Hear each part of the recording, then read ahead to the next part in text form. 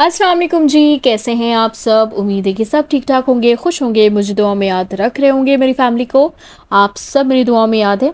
आज की जो स्टोरी स्टार्ट करने से पहले मैं एक बात क्लियर करना चाहती हूँ। जो लोग मुझसे ये सवाल जो कहते हैं या करते हैं कि आपके और दूसरे स्टोन में क्या फ़र्क है और आपके स्टोन से सबको इतना ज़्यादा फ़ायदा कैसे हासिल होता है, तो उसका सबसे बड़ा रीज़न यही है कि हम जो भी स्टोन्स देते हैं वो सिर्फ स्टोन नहीं होता, हम वो स्टोन दम करके ही देते हैं और ये बेस्ट हमारे स्टोन्स का दूसरे स्टोन से डिफरेंस बनता है। स्टोन पे हम आपकी प्रॉब्लम के अकॉर्डिंग जो है वो दम कर दिया जाता है। उसके बाद स्टोन के अपने भी बेनिफिट्स होते हैं और हर स्टोन के हर किसी को सूट नहीं करता, इसलिए हम किसी को भी स्टोन ऐसे नहीं दे देते। हम उनका नाम, उनकी मदर नेम और उनकी कंप्लीट डिटेल के साथ उनको स्टोन सजेस्ट करते हैं। इसलिए अल्हम्दुलिल्लाह हमारे दिए हुए स्टोन से सबको फ़ायदा ही होता है और इस स्टोन पर हम अल्लाह का कलाम ही पढ़ देते हैं। ऐसा नहीं कि स्टोन पे दम कोई अजीब सा दम होता है, ऑब्वियस सी बात है कुरान शरीफ का दम होता है। टेक्निक्स अलग होती है हमारे पढ़ने की, जो वजीफ़ा होता है वो थोड़ा सा डिफरेंट होता है, लेकिन दम किया हुआ स्टोन होता है वो भी कुरानिक आयात के साथ। और एक चीज़ मैं आपको बता दूं कि जो भी हम पढ़ते हैं वो रिवील नहीं कर सकते। मुसलमान होने के हैसियत से या हमारे ईमान और यकीन है कि जिस चीज़ पर भी अल्लाह का नाम पढ़ा जाता है उस चीज़ से हमेशा फ़ायदा ही होता है, उसका कोई नुकसान नहीं होता। हमारे ऐसे भी फीडबैक्स हैं जिनमें ये लोग कहते हैं कि हम किसी ने स्टोन दिया है और हमें किसी से स्टोन लिया था तो हमें दूसरी जगह से ये स्टोन कम प्राइस में मिल रहा है, इसलिए हम ले लिए। फिर उनको वो स्टोन लेने के बाद नुकसान ही होता है, ये इसका बैड इफ़ेक्ट्स मिलते हैं। तो उसके बाद रीज़न यही होता है कि आप नहीं जानते कि वो स्टोन आपके लिए सूटेबल है या नहीं, और सेकंड आपको ये बात नहीं पता होती कि वो स्टोन रियल है भी कि नहीं। सेकंड आपको ये भी नहीं पता होता कि वो स्टोन रियल है भी या नहीं। इसलिए हम जो भी स्टोन देते हैं अल्हम्दुलिल्लाह रियल देते हैं और आपके नाम के अदद और आपके कंप्लीट डिटेल लेने के बाद ही आपको स्टोन सजेशन करते हैं और सबसे बढ़कर हम उस पर अल्लाह का कलाम पढ़ते हैं। तो इसलिए हमारे स्टोन्स अल्हम्दुलिल्लाह किसी को नुकसान नहीं होता और सबसे ज़्यादा बेस्ट रिज़ल्ट मिलता है। स्टोन बहुत पावरफुल चीज़ है, इसलिए कभी भी खुद को कोई भी ऐसा स्टोन वेयर ना करें जब तक आपको किसी ऑथेंटिक पर्सन से ना पूछ लें।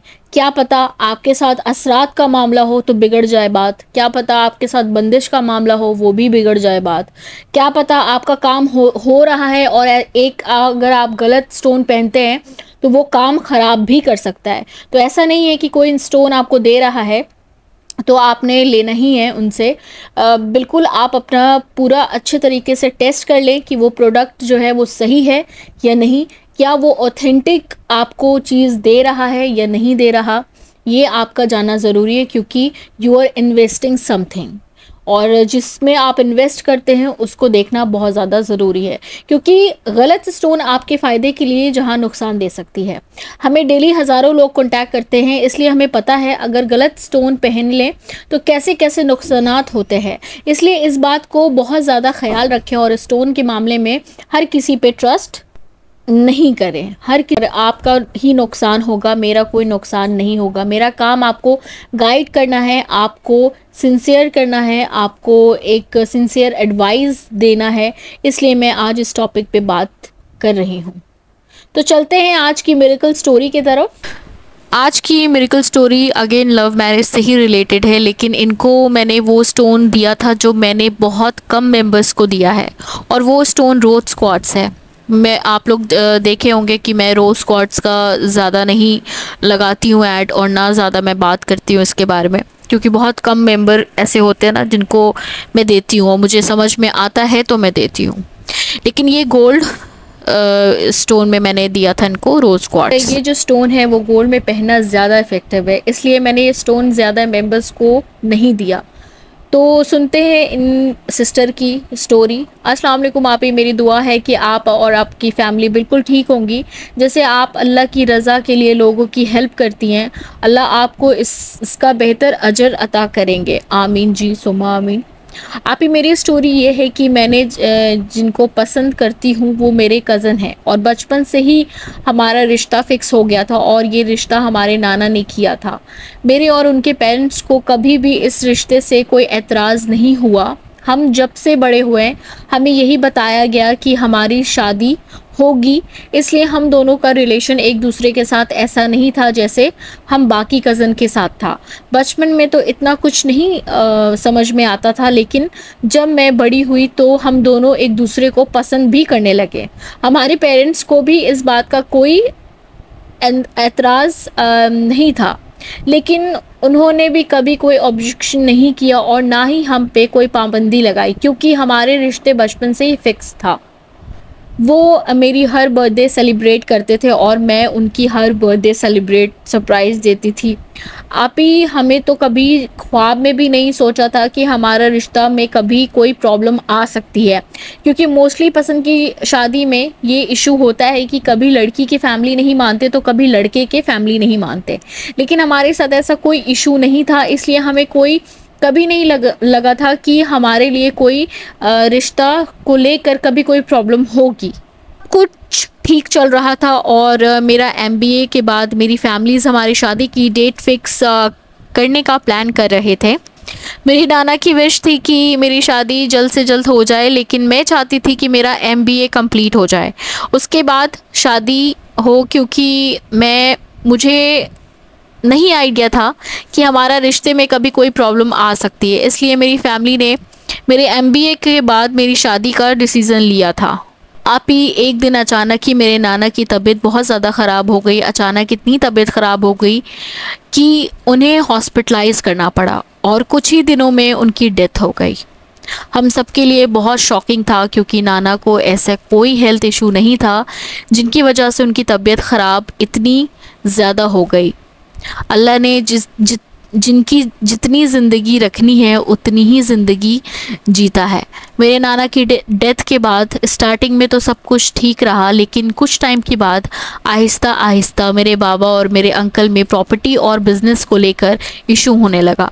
मेरे मामा मेरे नाना की इकलौती बेटी थी और मेरे 4 मामू थे। नाना ने अपनी पहले से ही कुछ प्रॉपर्टी मेरी मामा के नाम की थी, और जब बाद में मामा ने मामू को ये सब बताया तो मेरे मामू ने उस बात को मानने से इनकार कर दिया।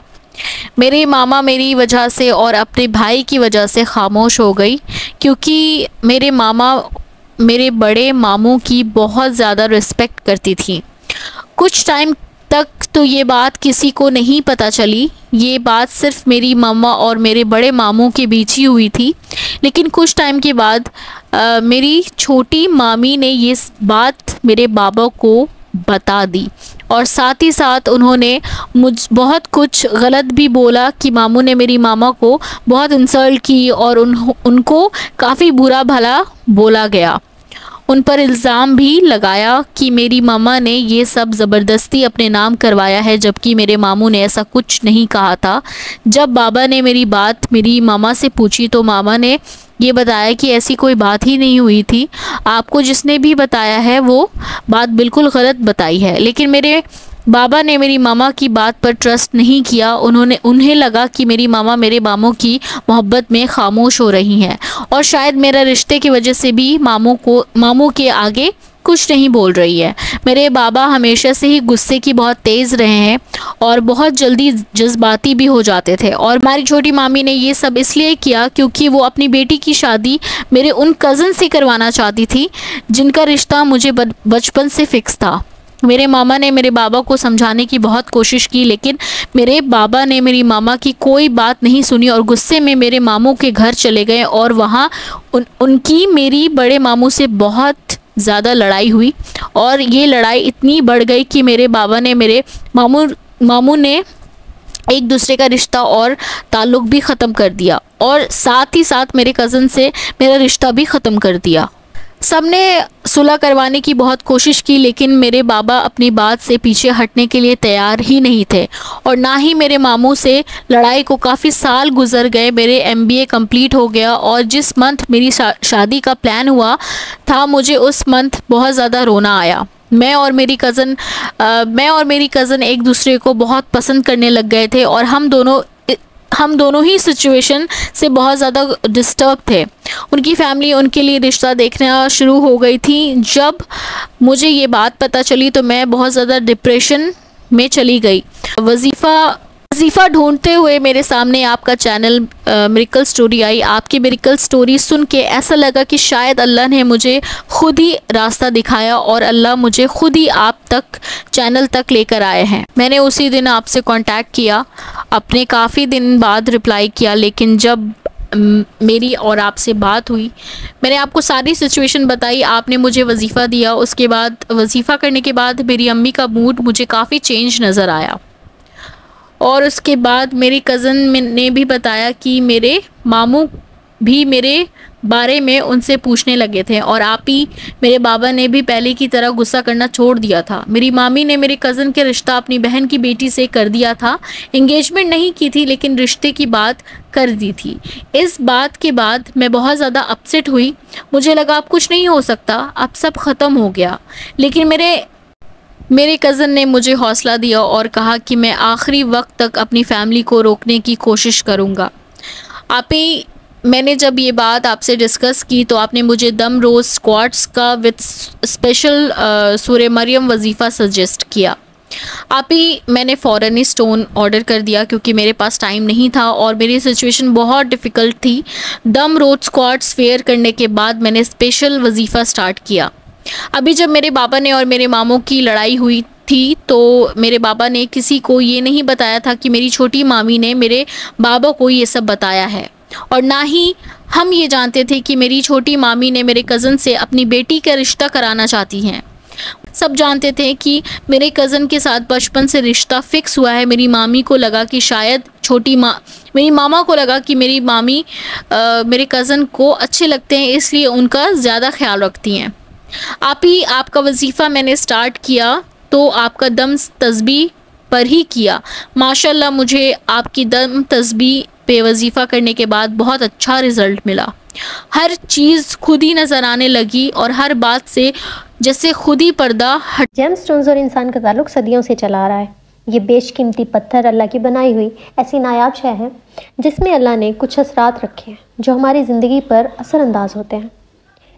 इन कीमती पत्थरों का जिक्र हत्ता कुरान पाक में भी आया है, जैसा कि सूरह रहमान की आयत नंबर 22 में फरमाया गया है, यखरुजु मिनहुमल लुअलुअ वल मरजान, इन दोनों दरियाओं से मोती और मूंगे निकलते हैं। और आयत नंबर 58 में है, कअन्नहुमल याकूत वल मरजान, गोया वो लाल और याकूत और मूंगा है।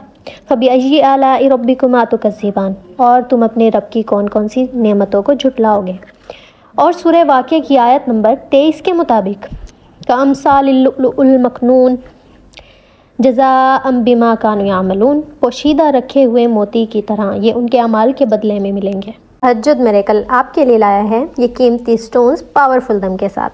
हम आपको देंगे वो कीमती दम स्टोन्स जो आपके लिए बेहतरीन हैं और वो भी आपके नाम के अदद, हरूफ और आपकी प्रॉब्लम्स के मुताबिक।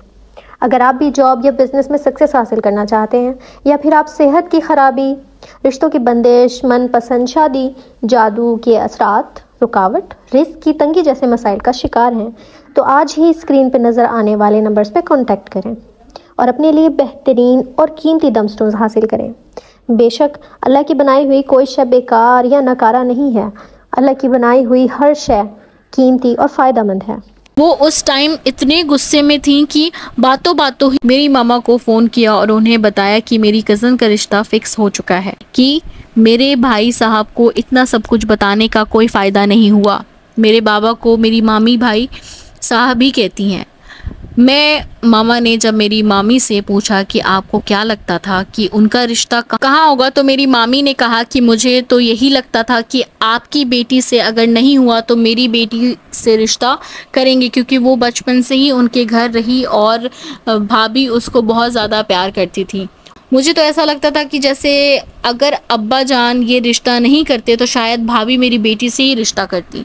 मेरी मामा ने मेरी छोटी मामी को कुछ नहीं कहा, लेकिन बाद में मेरे बाबा से पूछा और उन्होंने छोटी मामी से भी बताई, तो मेरे बाबा ने फिर उनका नाम बता दिया। और फिर मेरी मामा को समझ आया कि छोटी मामी ने ये सब सिर्फ अपने बेटी की वजह से ही किया। मेरी मामा दूसरे ही दिन मेरे बाबा को लेकर मेरे मामू के घर गईं और सारी बात क्लियर की। मेरे बाबा ने मेरे मामू से अपने गलत अल्फाजों की माफ़ी मांगी और फिर मेरे मामू ने मेरे बाबा से अपने रवैये की माफ़ी मांगी।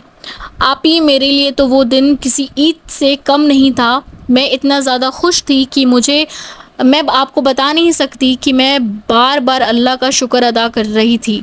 उस दिन पूरी दिन पता नहीं मैं कितनी बार शुक्राने नफिल अदा किए। कुछ दिन के बाद मेरी मम्मी ने अपनी बहन की बेटी से मेरा कज़न का रिश्ता भी ख़त्म कर दिया, क्योंकि वो जानती थी कि मेरे कज़न मुझे कितना पसंद करते हैं। मैं भी आपका जितना भी शुक्र अदा करूं कम है। आप मेरे लाइफ में एंजल बन के आए और मेरी लाइफ की इतनी बड़ी प्रॉब्लम सॉल्व हुई। अल्लाह ने आपको मेरे लिए ज़रिया बनाया। आप ही मेरे दिल, आपके चैनल को हर मेंबर की लाइफ में मिरेकल करे और अल्लाह पाक सबकी दुआ कबूल करे। और आपके लिए और आपकी पूरी टीम के लिए मेरे दिल से बहुत दुआएं निकलती है।